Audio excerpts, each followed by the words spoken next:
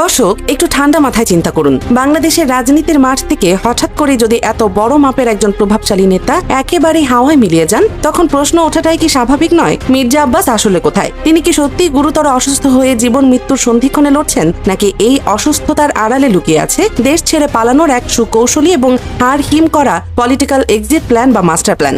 Social মিডিয়ায় ছড়িয়ে পড়া গুজবগুলো কি তাহলে সত্যি বাস্তবের দিকে ইশারা করছে? কেউ বলছেন তিনি পালিয়েছেন, কেউ বলছেন তিনি এতটাই অসুস্থ যে কারো সামনে আসার মতো অবস্থায় নেই। কিন্তু আসল সত্যিটা কি? কেন এত বড় মাপের একজন রাজনীতিবিদ হঠাৎ করেই সবার চোখের সামনে দিয়ে পুরোপুরি উধাও হয়ে গেলেন, যার কোনো ছবি নেই, কোনো অডিও বা ভিডিও বার্তা নেই, এমনকি দলের পক্ষ থেকেও তার অবস্থান নিয়ে কোনো সুস্পষ্ট বক্তব্য নেই? এই নীরবতা কি শুধুই কাকতালীয়, নাকি পরিকল্পিত কোনো ছক?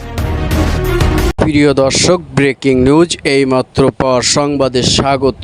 দর্শক, হঠাৎ করে রাজনীতির মাঠ থেকে আত্মগোপনে বিএনপির এই বর্ষিয়ান নেতার নেট দুনিয়ায় রীতিমতো চলছে আলোচনার ঝড়। সম্পূর্ণ ভিডিও দেখতে চ্যানেলটা সাবস্ক্রাইব করে লাইক দিয়ে সঙ্গে থাকুন। দর্শক, বিস্তারিত দেখতে আমরা চলে যাই ক্যামেরার পর্দায়। রহস্যের জট খুলতে যাচ্ছি।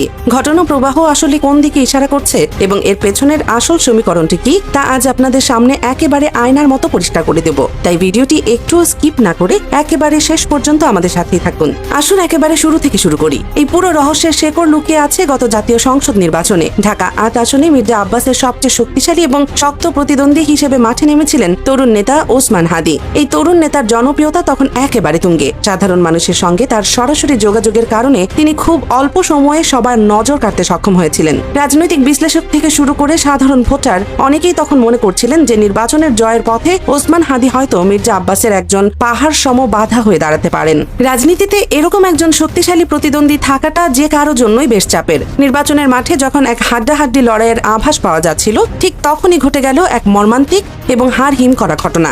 ডিসেম্বর মাসের 12 তারিখ নির্বাচনী প্রচারণার ডামাডোলের মাঝে একদল সশস্ত্র দুর্বৃত্তের এলোপাতারি গুলিতে মারাত্মক আহত হন ওসমান হাদি। তাকে তড়িঘড়ি করে হাসপাতালে নেওয়া হলেও শেষ রক্ষা আর হলো না। চিকিৎসাধীন অবস্থায় তিনি মৃত্যুর কোলে ঢলে পড়লেন।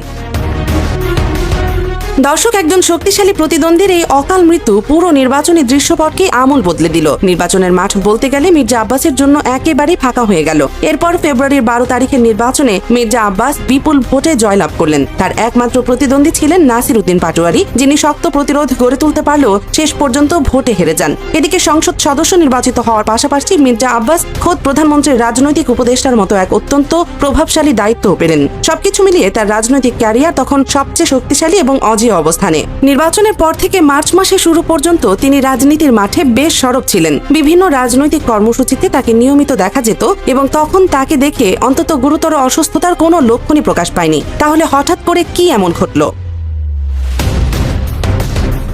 দর্শক, আসল থ্রিলারটা শুরু হলো মার্চ মাসে। ওসমান হাদি হত্যাকাণ্ডের সাথে সরাসরি জড়িত দুই কিলার বা হিটম্যান ভারতের পশ্চিমবঙ্গের বনগাঁ থেকে হঠাৎ করে গ্রেফতার হলেন। একজন ছাত্রলীগ নেতা ফয়সাল করিম মাসুদ এবং অন্যজন যুবলীগ কর্মী আলমগীর হোসেন। পুলিশের জিজ্ঞাসাবাদে তারা বেশ কিছু ভয়ঙ্কর এবং গুরুত্বপূর্ণ তথ্য দিয়েছেন বলে খবর ছড়িয়ে পড়ে। আর এই খবর গণমাধ্যমে আসার পর থেকেই সোশ্যাল মিডিয়ায় শুরু হয় তুমুল আলোচনা। নেটিজেনরা সরাসরি প্রশ্ন তুলতে শুরু করেন, এই খুনিরা তো কেবল টাকার বিনিময়ে ওপর মহলের নির্দেশ পালন করেছে, কিন্তু খুনের পেছনের আসল মাস্টার মাইন্ড কে? ঠিক ওই দুই কিলার ধরা পড়ার 3 দিনের মাথায় হঠাৎ করে খবর আসে মির্জা আব্বাস একটি ইফতার মাহফিলে আচমকা জ্ঞান হারিয়ে ফেলেছেন। তাকে দ্রুত ঢাকার এভার কেয়ার হাসপাতালে ভর্তি করা হয় এবং জানানো হয় তার মৃদু স্ট্রোক হয়েছে। দর্শক, এই ঘটনার পর থেকেই শুরু হয় নতুন জল্পনা কল্পনা। খুনিরা পুলিশের হাতে ধরা পড়ার ঠিক পরপরই একজন প্রভাবশালী নেতার এমন আকস্মিক অসুস্থতা কি শুধুই স্বাভাবিক ঘটনা, নাকি এর পেছনে লুকিয়ে আছে অন্য কোনো ভয়ঙ্কর সমীকরণ?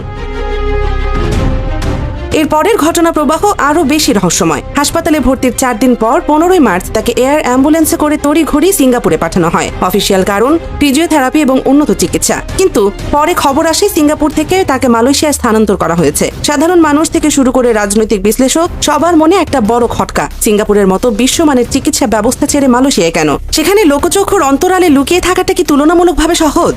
সবচেয়ে বড় সমালোচনা হচ্ছে এই দীর্ঘ সময়ে মির্জা আব্বাসের কোনো ছবি বা ভিডিও প্রকাশ না হওয়া নিয়ে।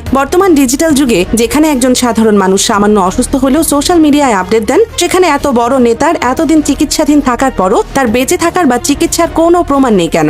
মার্চ মাসে যখন তার মৃত্যুর গুঞ্জন ছড়িয়ে পড়ে, তখন তার ব্যক্তিগত সচিব গণমাধ্যমে এসে শুধু বলেছিলেন যে তিনি বেঁচে আছেন এবং চিকিৎসা নিচ্ছেন। কিন্তু নেটিজেনদের যৌক্তিক দাবি ছিল একটা ছোট ভিডিও বার্তা বা হাসপাতালের বিছানায় শুয়ে থাকা একটা ছবি প্রকাশ করলেই তো সব গুজব থেমে যায়। তাহলে কেন সেই সাধারণ কাজটিও করা হচ্ছে না?